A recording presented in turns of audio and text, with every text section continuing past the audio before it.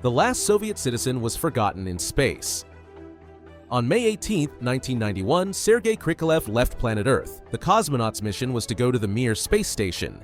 He never expected to get stuck there for 311 days. Krikalev was scheduled to spend 5 months aboard Mir. He was accompanied by flight engineer Anatoly Artsebarsky. However, things back on Earth were unraveling fast. The Soviet Union was literally disintegrating. By the summer of 1991, most Soviet republics had declared independence. One of those republics was Kazakhstan. It was where the Soviet launch site of Baikonur was located. Russia now had to appease the new Kazakhstani government. So a Kazakh cosmonaut was sent on a mission. No one was sent to relieve Krikalev. He'd have to remain in space until further notice. Krikalev's wife Yelena worked in mission control. She called him with updates about the situation in Russia. As Krikalev stayed in orbit, things were getting worse. The economy collapsed, burying the Soviet currency with it. Food shortages, unemployment, and rising crime rates swept the country. The space program was increasingly strapped for cash.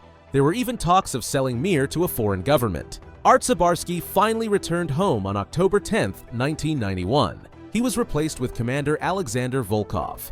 Volkov and Krikalev had an emergency Soyuz capsule they could use to escape, but abandoning the station would mean its certain end. Throughout his mission, Krikalev communicated with ham radio operators across the globe.